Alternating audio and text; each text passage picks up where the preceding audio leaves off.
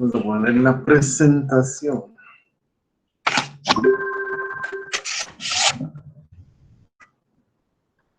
Levantamientos geodésicos.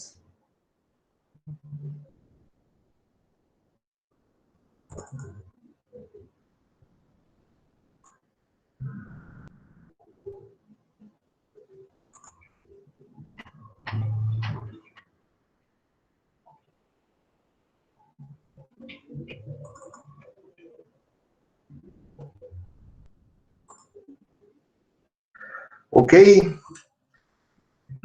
vamos a empezar. Faltan 3 minutos, ¿verdad?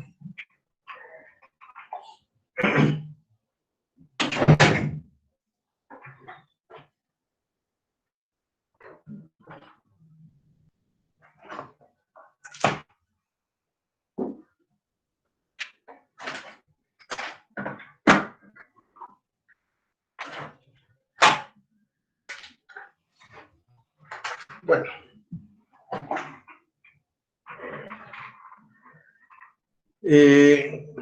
¿Cómo están? ¿Tienen alguna duda de lo que hemos visto anteriormente? Vamos a ver, a preparar una clase de Big Data, porque aquí a eso es a lo que hay que apuntar. Los estudios que se hacen, muchos van a ser por medio de Big Data, quiere decir que en el espacio hay una gran cantidad de datos disponibles gratis, de forma gratuita, y que se pueden utilizar para conocer el mercado, para conocer para dónde va el mundo, el calentamiento climático, para cualquier cosa. Y, ay, mi gato, no, gato, ese muchacho hay un accidente aquí. Vamos.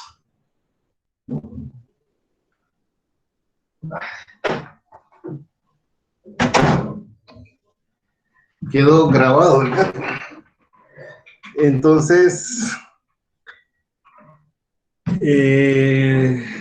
es algo que tenemos que aprender. Vimos que los relojes modernos mandan datos a la nube, ahí registran nuestra salud, entonces ya hay gente que ve nuestra salud como es y mandan ofertas y nos conocen y de todo. Entonces vamos a empezar con la presentación del día de hoy. Esta. Pero no la... Vamos a abrir una ventana. Ahora sí. Entonces, espero que estén viendo una que dice levantamiento geodésico. Sí, ingeniero, sí se mira. Ok. Entonces vamos a empezar. Ya un poco despacio para darle tiempo a la people que se una. Entonces, hay una serie, lo que pide el programa es poligonación, triangulación y trilateración. Y entonces, vamos a ver esos tres aspectos, ya no se utilizan mucho.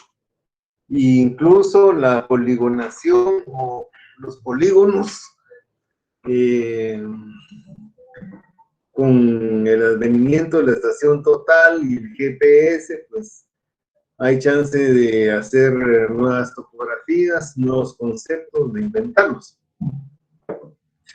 Vamos a aprovechar aquí que tenemos un conjunto de triángulos. Hagamos de caso de que estamos en el de hasta abajo de la derecha, que cruza esa línea naranja, y que hay un solo punto abajo de la línea naranja.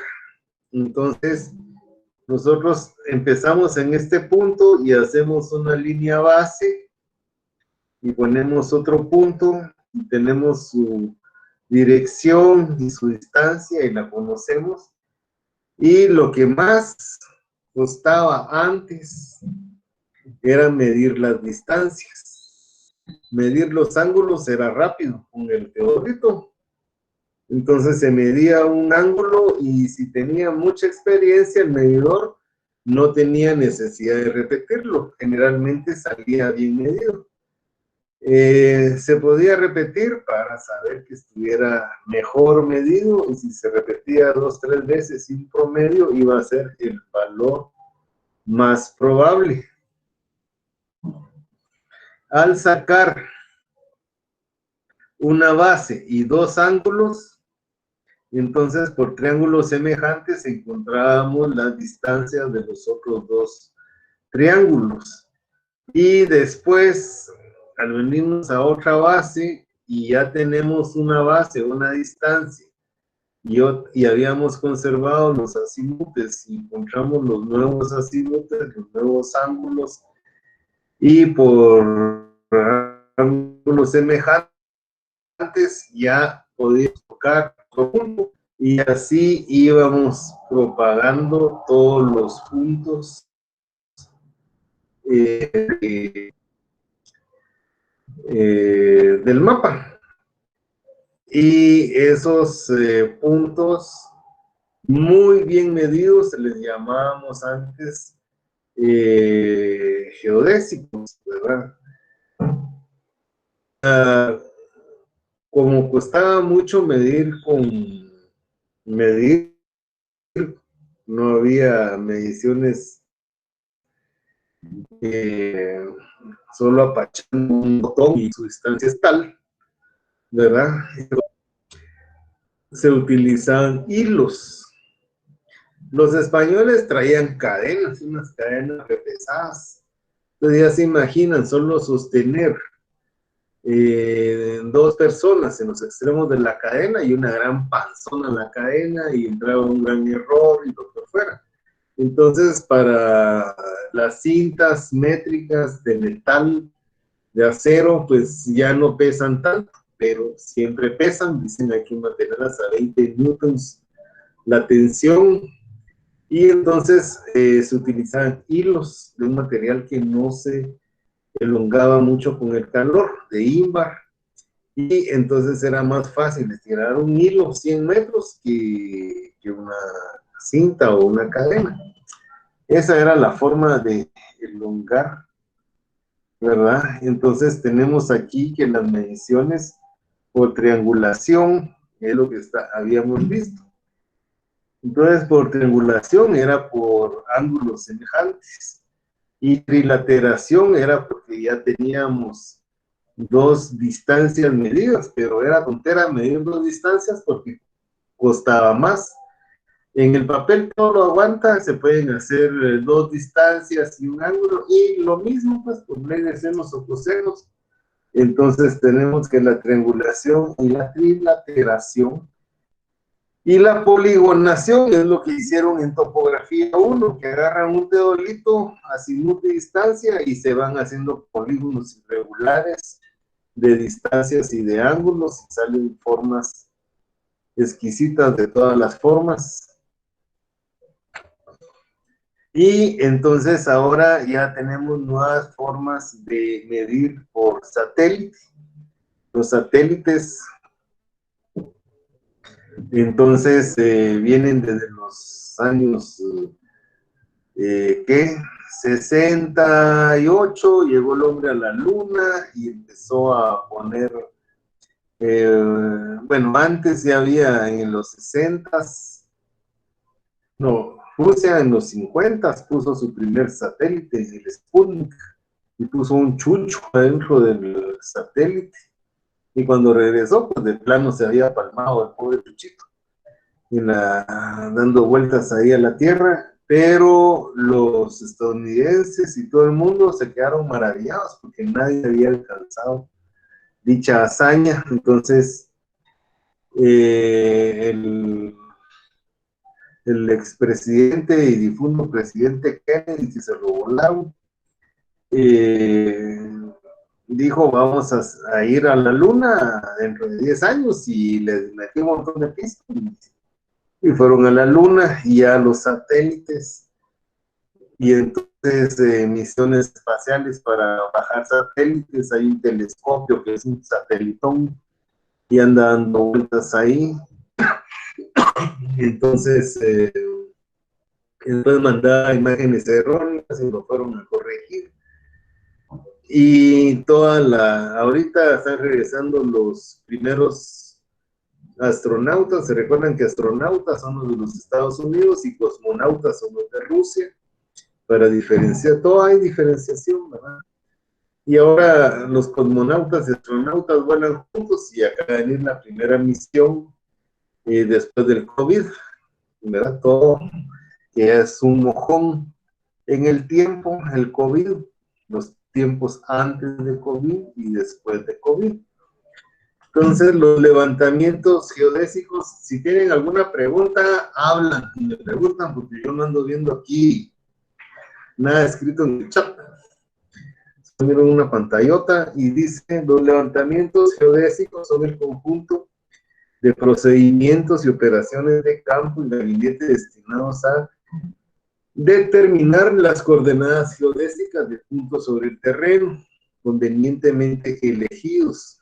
Se realizan en grandes áreas de la superficie de la Tierra y se toma en cuenta la curvatura. Entonces, se recuerdan que la curvatura geodésica ya se manifiesta a los 300 metros. Y si ustedes van a aplanar un campo de fútbol, y el campo tiene 90 por 70 o 80, el campo de fútbol, y donde van las gradas, y digamos que es un maracanazo que caen 300,000 personas, y entonces si ya miden más de 300 metros de un lado, tienen que ya considerar la curvatura de la Tierra. Por ejemplo, el puente que está sobre el río Dulce, ¿cuántos metros tiene? En su luz debe tener como 500 o 600 metros, que es en medio de los dos pilares, de las dos columnas, y entonces ahí ya tiene que haber un cálculo geodésico para que no vaya a haber ningún error en las medidas, porque si después no casa, y los andan persiguiendo los dueños del proyecto con una pistola Smith & Wesson de especial para dejarles 2 tiros en la cabeza. Los tipos de levantamientos: redes de mediciones de ángulos y distancias para controlar todo el levantamiento de una gran área, que es el croquis con el que empezamos, ¿verdad? Entonces, miden una distancia y 2 ángulos y lo van propagando por medio de triángulos. Técnicas de medición de alta precisión, o sea, como se hacía antes, vuelvo a repetir, se utilizaban hilos de ímbar. Hilos estadales también, donde iba pintada las letras y los números, también eran de ímbar. Eso era carísimo, para que no se estirara por el calor. Los modelos matemáticos que consideran la curvatura terrestre también. Y aquí tenemos una triangulación, y entonces hacemos un triangulito y otro triangulito. ¿Y por qué no son todos en este croquis iguales o equidistantes? Porque donde se pueden parar en la superficie de la Tierra son montañas o ríos, y que aquí no se puede, y así, entonces no les van a salir exactamente todos iguales.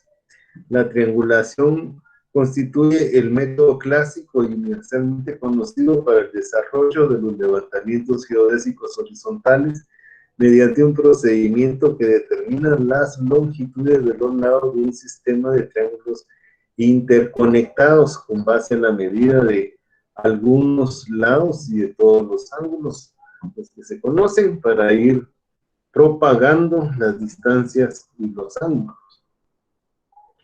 La trilateración, este método combina los dos anteriores mediante la medida directa de ángulos y distancias, permite una mayor elasticidad en el diseño y proporciona mayor rigidez y confiabilidad en los levantamientos. Y la poligonación, que ya tuvieron oportunidad de vivir una en antes de la pandemia, y ahora todos nos vamos en digital, constituye el método clásico y universalmente conocido. Para él consiste en la medida directa de ángulos y distancias entre los puntos consecutivos que forman una línea poligonal continua, ¿verdad? Entonces, también se pueden ángulo a ángulo, ¿verdad? Entonces, también miden una base y miden el ángulo, por ejemplo, aquí donde dice punto 6 y punto 7, suponemos que ustedes tienen medida esta base, esta distancia entre el punto 6 y 7, y solo giran y miran este ángulo que dice aquí pi, y ven y giran a este ángulo que aquí dice una E, que debe ser épsilon, y sin tomar las distancias en donde en el plano se junte las dos líneas, ahí está el punto 7. Entonces, también era otra forma de hacer los levantamientos en la orilla de los lagos. Iba una lanchita, entonces estaría en el punto 7, por ejemplo, aquí donde estoy pasando la línea entre el 6 y el 8, es mi base, la línea en tierra, en la playa, y de aquí saco los dos ángulos, y la lanchita está ahí, y mido, y si mido la profundidad, ya estoy sacando yo la profundidad del lago. Métodos astronómicos consisten en la observación de la posición angular de objetos relativamente fijos sobre la esfera celeste, cuya coordenada se conoce en el tiempo. ¿Qué quiere decir en el tiempo? El método se aplica para la determinación de coordenadas astronómicas puntuales y mayormente para el control en dirección de otros métodos de levantamiento, como se especifican las partes conducentes de este documento. Entonces, dijéramos así como a esta hora, a las 5 de la tarde, ya están todas las estrellas allá afuera y uno no las ve porque no las busca, pero para buscarla, entonces nos tienen que dar el azimut, ¿verdad? El cenit, y que va a estar a determinada hora. Entonces, si dijéramos que a las 7:38, ustedes saben que la estrella 723 alfa va a pasar dentro de 3 minutos en tal azimut y tal altura cenit, entonces se amarran o ya lo tienen listo, ya tienen a esta hora, ya deberían de tener listo el azimut y el cenit, solo esperando que la estrella vaya a pasar en el centro de su aparato. Y hay una escala de luminosidad del 1 al 4, y entonces le dice, esa estrellita tiene luminosidad 2 o 3. Y entonces, por si hay 2 o 3 juntas, ya saben que el distingo va a ser la luminosidad. Y cuando está pasando enfrente de exactamente donde se cruza la cruz está dimétrica, entonces ya saben que esa es su estrella y toman nota de la hora y de todo para rectificaciones. Esos son los métodos astronómicos. Y esas son las coordenadas. Azimutes, cenites, la hora exacta y la luminosidad. Hoy en día, pues, todo el mundo agarra el celular y casi que tienen la hora exacta. Pero antes, ¿cómo hacíamos? Entonces había que tener un radio de onda corta. Pregúntenle a sus abuelitos cómo los usaban y hacía esa cuestión y en determinada frecuencia, tenía como 100 frecuencias, entonces uno localizaba la Deutsche Welle de Alemania en alemán o del reloj del Big Ben en Inglaterra. Y entonces en inglés ya le iba diciendo, la hora es las 5 de la tarde, 37 minutos, 10 segundos. Y la misma voz se volvía a repetir a los 10 segundos y ya solo cambiaba 20 segundos. Y se volvía a repetir a los 10 segundos y ya calibraba más o menos a qué hora era, ¿verdad? Los tiempos van cambiando. Y ahora, de un dedazo, solo con el celular, ya están haciendo todo eso y ni saben cómo lo están haciendo. Es lo más chileno, ¿no? Entonces, ahí va a bajar la aplicación, vos. Técnicas diferenciales del sistema de posicionamiento global GPS. Pero así mismo nos tienen controlados la traída y la esposa y dónde andamos, a dónde fuimos y nos tienen recontracontrolados. Este método consiste en recibir la señal electromagnética emitida por los satélites. Recuerdan que es una señal de radio de la constelación Navistar, que conforma el sistema de posicionamiento global para determinar la posición relativa de puntos sobre la superficie terrestre. Dada la complejidad, el tamaño y dinámica de cambio de las normas para este tipo de levantamientos, se tratarán a detalle en un documento por separado, dándose en este los lineamientos mínimos. Diferencia entre la topografía y la geodesia. La topografía opera sobre porciones menores a 300 metros para que no vayan a comprometer su nombre, no teniendo en cuenta la verdadera forma de la Tierra, sino considerando la superficie terrestre como un plano. Cuando se trata de medir grandes extensiones de tierra, como por ejemplo proyectos hidroeléctricos o para confeccionar la carta de un país, de un estado o de una ciudad grande, no se puede aceptar la aproximación de la topografía, teniendo entonces que considerar la verdadera forma de la Tierra y por consiguiente la superficie ya no se considera un plano, sino se toma como parte de la superficie de un elipsoide y tendremos que acudir a la geodesia. Entonces, aquí en Guatemala peló y les peló la geodesia. Hay unas leyes controversiales, esa de Jorge Ubico, y considera medir toda la nación como topografía y las tesis que se han hecho, o las primeras estaciones totales que vinieron, y solo apachaban un botón y medían 600, 800, 1 kilómetro, 2 kilómetros, y hay muchas tesis que están hechas y están mal consideradas, porque se siguen haciendo tesis así, ¿verdad? Que miden más de 300 metros y no toman en cuenta este límite que sí tenemos que tenerlo, ¿verdad? Entonces, pregunto si les quedó alguna duda. ¿Alguien tiene alguna duda? Entonces,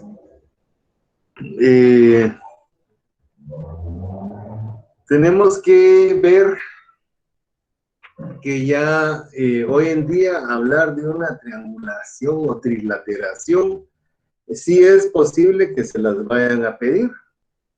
Y va a ser un ingeniero viejito de la edad de uno, de 60, 70, 80 años, les va a abrir, mira, hijo, hacerle la triangulación aquí. Ustedes dicen esto, pobre señor, no se ha actualizado. Entonces le hacen la paja y lo miden por los métodos más modernos, ¿verdad? Porque eso ya no se usa.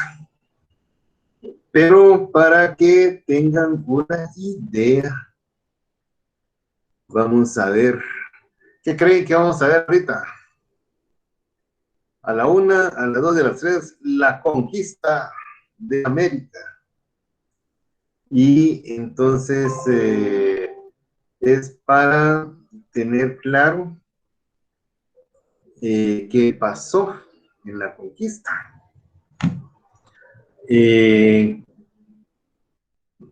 Para que quede claro estos métodos.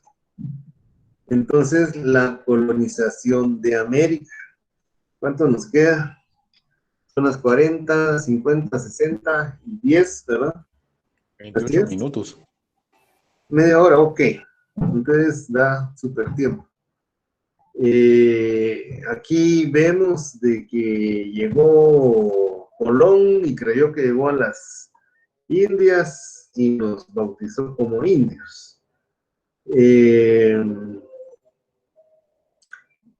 Y no supo exactamente dónde estaba parado y tampoco la corona española, pues la que mandaba era una reina y los trufianes, todos los conquistadores, toda la mara, se la querían babosear y no se gestionó como para que agarraran más de la cuenta. También estaba un poder, era un superpoder en ese tiempo, que era el Papa, y lo que el Papa decía era como que tenía toda la razón divina de serlo y todo el derecho. Entonces, aquí vemos la ventaja que tenían los españoles en ese tiempo. Tenía toda California, Texas, era más arriba, la Florida, y todos los españoles agarraron la parte amarilla, pero les interesaban más los desiertos, las minas de oro. Ese era el sueño americano de los españoles. Ahí sacar una mina de oro. Y también tenían aquí Filipinas, en medio del Océano Pacífico, que venían de Filipinas al puerto de Acapulco, atravesaban el istmo de Tehuantepec, y de Veracruz ya se embarcaban. Los franceses vemos de que se metieron por el río este de los Estados Unidos, ¿cómo es que se llama? Eran navegantes fluviales y entonces conquistaron todo Nueva Orleans y toda esa parte hasta los Grandes Lagos. Y también se metieron por el norte y al final agarraron todo Canadá y agarraron la parte en medio de los Estados Unidos. Aquí solo está como empezar, ¿verdad? Entonces, los ingleses se vinieron por el frío y se quedaron en la costa, en la Guyana inglesa. Los franceses también tenían la Guyana francesa y los holandeses la Guyana holandesa. Portugal vino y le llevó un montón de pisto al Papa y le dijo, mira, nosotros vamos a agarrar esta parte de aquí. Y el Papa los autorizó. Pero ellos eran navegantes y entonces solo la costa les interesaba y un poquito más allá de la costa. La selva no se metía mucho y todo, y los españoles, pues, donde había minas, ahí se quedaban. Peor aquí en esta parte de Perú, y era un saqueo de oro horrible, ¿no? Los franceses vemos que también se quedaron con Haití, donde tenían su mercado de esclavos y esclavas. Y Y entonces, esto fue como empezó. Los ingleses tardaron más de 100 años en reaccionar, ¿verdad? En la colonización. Uno solo tenía que llegar y medir, y saber medir. Entonces, había motivaciones. Los franceses, la demanda de pieles en Europa. Entonces tienen que saber quién era el rey Sol en Francia. Y el rey Sol le encantaba, él puso la moda. Por eso es que Francia es el país de la moda y el diseño.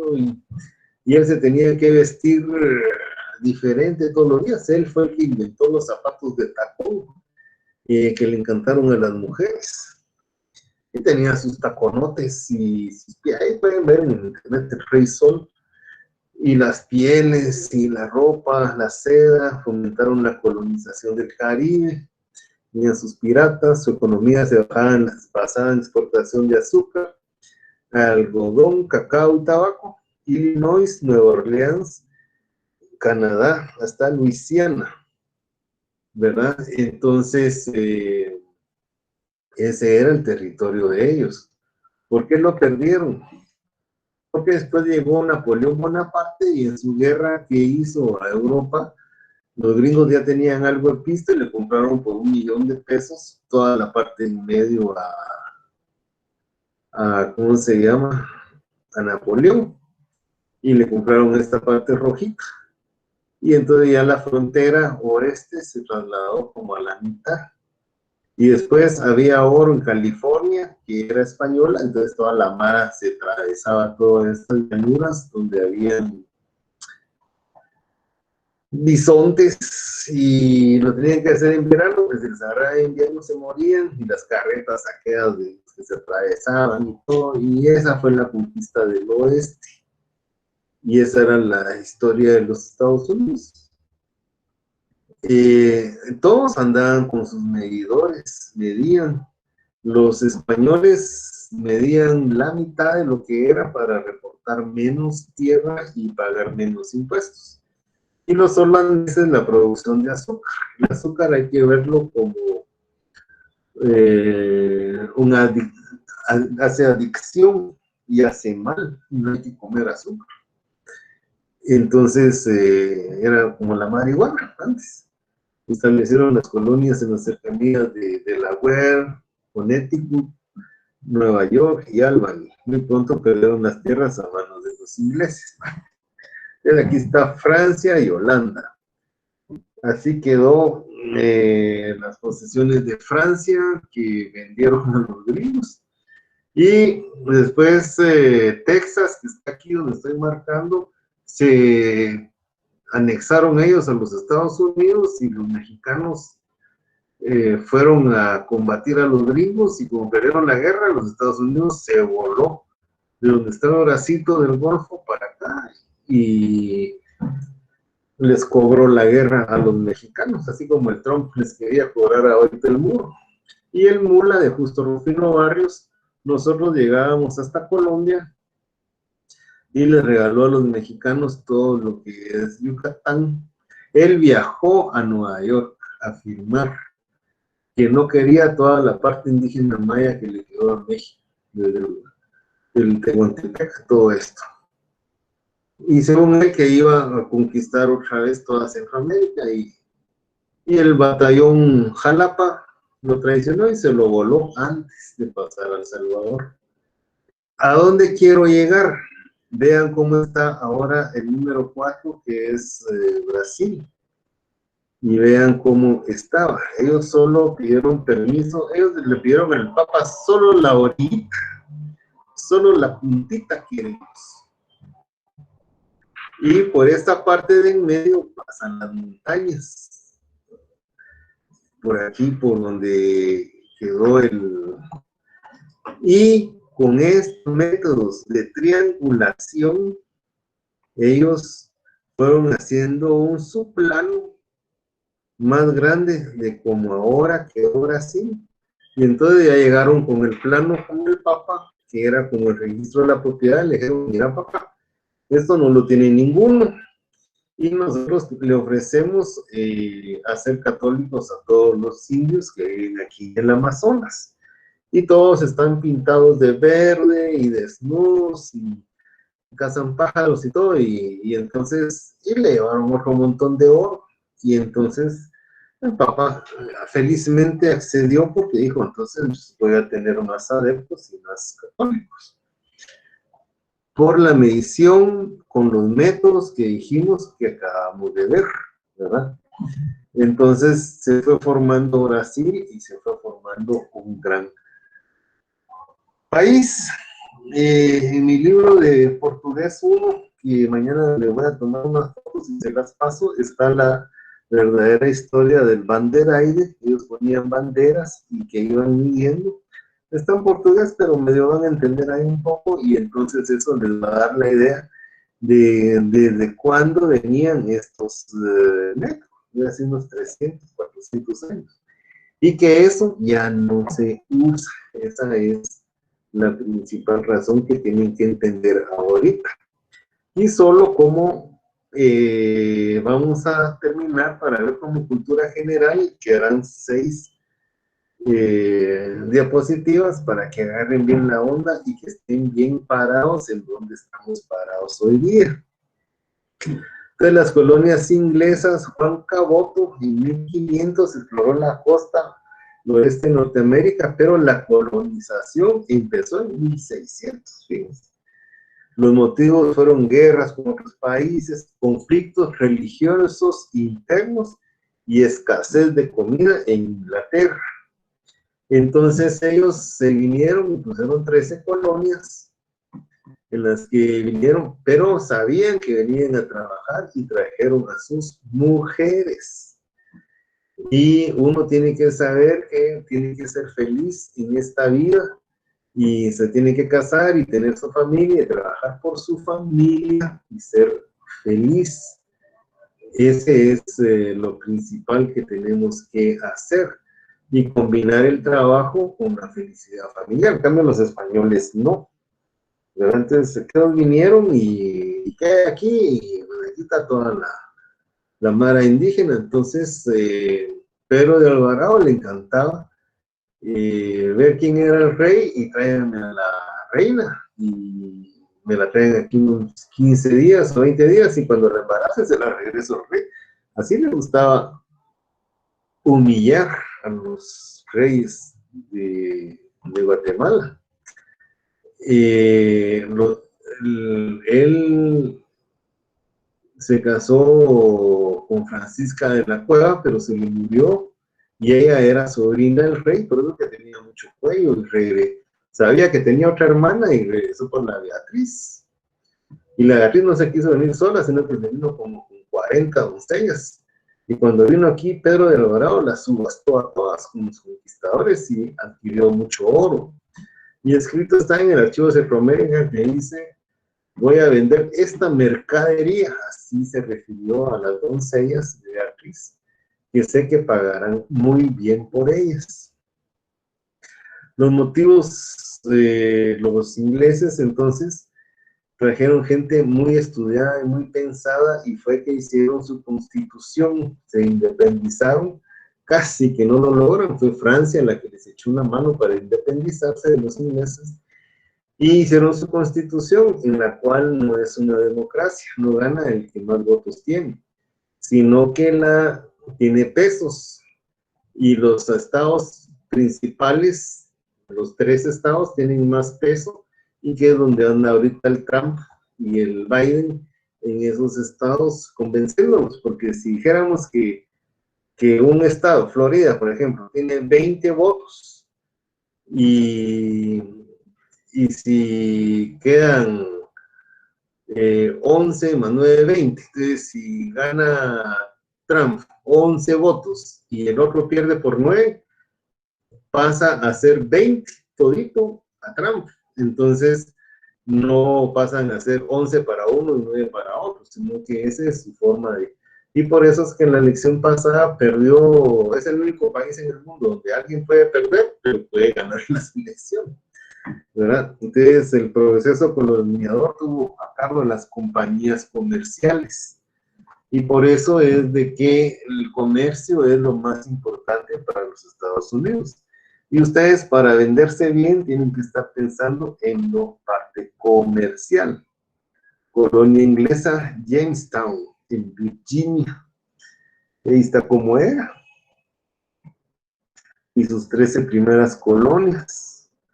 Aquí a Georgia ya le voló a la Florida un montón que era española, pero como la gente de España le pelaba, entonces se dejaron meter por los ingleses. Aquí está Brasil, como queda ya después de la bandereada, y banderearon todo. La Brasil, ¿por qué Brasil sí se constituye como un país sólido y Latinoamérica no? Porque cuando Napoleón invadió la península ibérica, cayó, y así como aquí tienen cooptada el poder, los del Congreso y el presidente y las cortes, y entonces ahí llegó Napoleón y cooptó el poder. Cuando vieron los brasileños, los portugueses dijeron, en lugar de decir patas, ¿para qué te queremos? Dijeron barcos, ¿para qué te queremos? Y se subió toda la realeza, el rey con todas sus doncellas y todo, y se vinieron como 40 barcos con toda la people para Brasil, y se vinieron a instalar a Bahía, a Salvador de Bahía, donde mejor se hace el carnaval. Y entonces esto le dio una gran unidad a Brasil, que su rey haya ido, es el único rey que vino a vivir a América. Y Latinoamérica se desquebrajó con la llegada de Napoleón, y Portugal se consolidó. Y cuando los Estados Unidos se hizo Estados Unidos, para ellos mejor que estemos desquebrajados y no Latinoamérica española como un gran país. Entonces fue motivado por la merma de las ganancias en el comercio. Y en Brasil había un árbol que se llamaba Brasil, como decir la ceiba. Y como había un montón, los brasileños lo empezaron a cortar y a llevarse. Y eso era lo que vendían, y hicieron su gran territorio en Brasil. Y las colonias españolas, pues todavía se quedaron con esto. Hay que ver que Uruguay, aquí está pintado tal vez como brasileño, dijeron, nosotros no queremos ser brasileños, nosotros queremos ser uruguayos y queremos hablar español, ¿verdad? Entonces, obstáculos para la administración de la corona española, el tamaño de los territorios, los distancias de la metrópoli, hacer valer su autoridad frente a los conquistadores, la corona, ¿verdad? Cómo obtener grandes ganancias de las nuevas tierras. Y aquí todo era igual como estamos ahorita, un gran saqueo hacían los conquistadores, y por eso es de que el Arzú se creía virrey. Entonces aquí está el rey, la Casa de la Contratación, el Consejo de Indias, el virrey, y el virrey habían dos, en México y en Perú. Y el de México, nosotros pertenecíamos al Virreinato de México, y por eso era que la de nosotros era la Capitanía General, y nosotros nos debimos haber independizado con México y pertenecer a México. Entonces la audiencia, los oidores, los cabildos, eso era como se hacía. El rey, la autoridad máxima en España y América, se encargaba de administrar y regular el tráfico comercial entre España y sus colonias, administraba todos los asuntos concernientes al gobierno de las colonias. El virrey era el funcionario de mayor autoridad en América, ya que era representante del rey. El gobernador, igual que ahora, administraba una provincia, ahora es un departamento, y respondía directamente al virrey, ahora es el presidente. Y la audiencia de los oidores eran los, ¿cómo se llama? Jueces y todo esto. La Capitanía General era la nuestra. Entonces vean bien de dónde viene toda la violencia del gobierno. Se ha heredado territorio dirigido por un capitán general que era Pedro de Alvarado, cuyas funciones eran esencialmente militares y de abastecimiento. Y le pelaba totalmente Él agarraba 20 esclavos, les ponía en el cuello cadenas, todos estaban encadenados por el cuello. Si alguien se cansaba o estaba pidiendo mucha agua, lo que sea, le decía a un soldado, córtele el cuello. Pues de ahí viene ¿cómo es que se llama? La frase. Le cortaron el cuello para liberarlo de las cadenas y que se quedara el cadáver ahí. Seguían los 19. Ya nadie jodía. Corregidores. Y esa brutalidad fue la que se instauró en Guatemala, como lo vimos en el primer mapa cuando empezamos. Sí, ¿verdad? El de Cortecolan. Pero Alta Verapaz, Petén, Izabal y Belice se rigieron por La Paz, que son las Verapaces, y como eran las Verapaces, no se hicieron muchos documentos de tierra de los indígenas, y por eso es que ahora hay una gran matacinga y una gran lucha por los terrenos, porque no tienen ninguna cédula real, ni se han inscrito aquí en Guatemala, y sigue esa lucha de poder. El Cabildo, Asamblea Municipal, compuesta por los vecinos del municipio. Y ahora sí se dice un cabildo abierto cuando están en la MUNI. La sociedad colonial, entonces, ¿cómo es que era?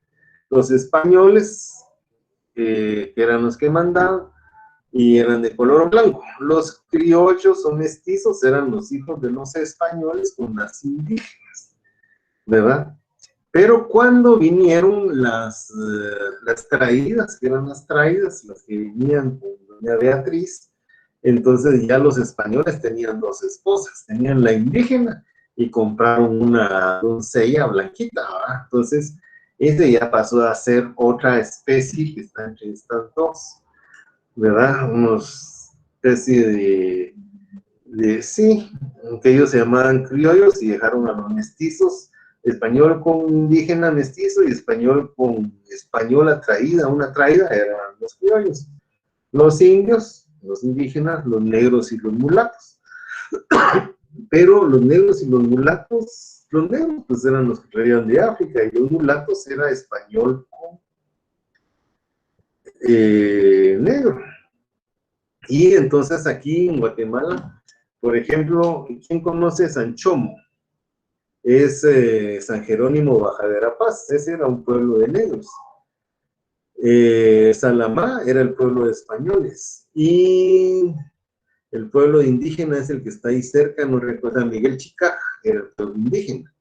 Pero los españoles no gateaban hacia las indígenas y no se las robaban, pero a las negras sí les gustaba. Y entonces se iban a gatear y a robar a las señoritas negritas y de ahí salían las mulatas. Y las mulatas son bien bonitas. Yo tuve oportunidad de ver una orquesta sinfónica de mulatas en Cuba y de veras que le roban a uno el corazón. Y antes de terminar tenemos aquí Todos contra Todos, que es un sambo. Un sambo es un negro con chino. ¿Se recuerdan la canción de que el jibarito va cantando así? El jibarito, por aquí debe estar, qué es lo que es un jibarito, y entonces son todas las clases de la casta latinoamericana, y cada uno tenía una posición de castas, como si estuviéramos en la India. Y entonces esto va a ser to be continued, porque ya no da tiempo para otra más. Y no sé ni qué pasó, ¿verdad? Ya se terminó la función. Espero que les haya quedado claro que lo que está en el programa es muy antiguo y que lo que ustedes tienen que estar viendo y saliendo programados de este curso de topografía 3, que lo vamos a llamar geomática, es estar más en lo moderno, en lo práctico, en las aplicaciones, en la computadora. El GIS, el QGIS, ese está bueno solo para que aprendan, pero hay que comprar el GIS de estudiante, ahorita que son estudiantes y que es barato, para entrarle al verdadero GIS. Y cada uno de ustedes el verdadero GIS es como que si entraran al cementerio y tienen, ¿cuántos nichos habrán? Unos 100,000 nichos. Y cada uno de ustedes va a pensar diferente. Y yo voy a estudiar esto, yo voy a estudiar esto otro, y entonces cada uno se casa con 2 o 3 nichos que va a hacer su quehacer profesional. Y no tenemos que dejar, vamos a ver el viernes sensores, que ahora todo es por sensor. Seguramente ya el año entrante van a venir las computadoras por sensor, y entonces yo tengo una retraída por la computadora y le toco la piel y ay, ya, y hasta 37 grados va a estar la pantalla y todo cambia, ¿no? Pues como ahora la pandemia viene a quedarse y de lejos, y así van a ser las cosas. Entonces, todas las temperaturas, ¿cómo se toman las temperaturas del océano, de todo el océano?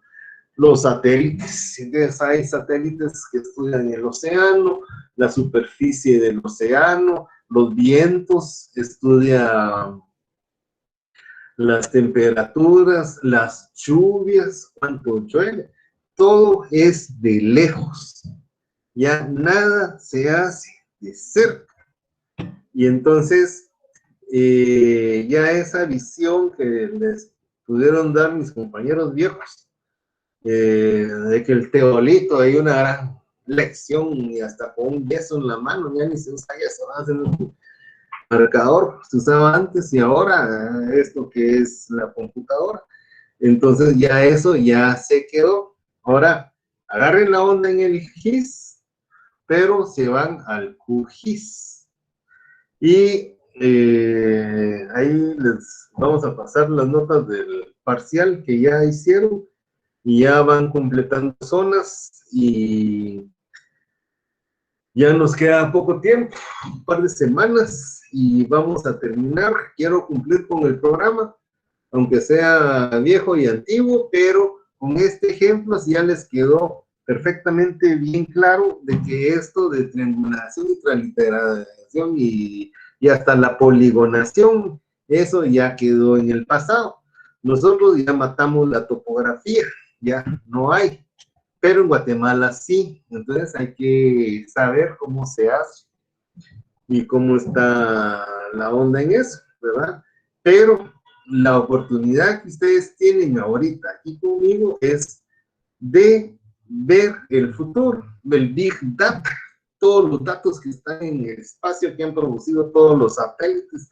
Yo en los estudios que hago tengo que ver la data de 30 o 40 años desde que empezaron los satélites, y antes eran más feos y ahora son más amigables toda la data para ordenar y hacer mapas de temperaturas, de lluvias, estudiando cómo afecta el decadal del Pacífico y el Niño, y hay Niño 3, 3.1, hay varias clases, hay niña, hasta por sexo, y cómo eso afecta el decadal del Atlántico tropical, que viene desde una ciudad difícil de pronunciar en Islandia hasta Lisboa y Guatemala, y esos son mis estudios.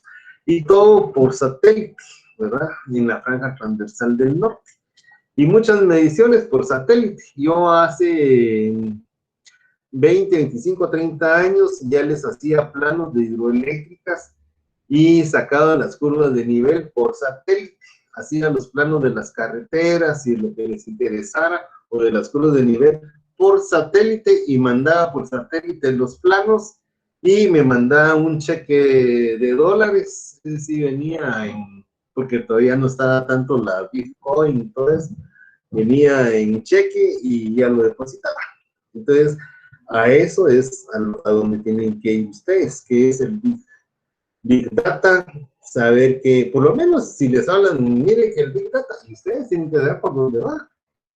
Y no se pueden quedar en la luna, ¿verdad? Yo creo que ya nos pasamos de la clase, y muchas gracias por recibirme en sus casas. Y seguimos para adelante como el elefante hasta el día viernes. Y si tienen preguntas, ahí las mandan por el chat, ese es del WhatsApp, y las contestamos todas. Gracias a todos y adiós, pues. Feliz tarde, Inge. Feliz tarde, Inge. Ok. Feliz tarde, Inge. Ok. Feliz tarde, dinero. Bueno, gracias.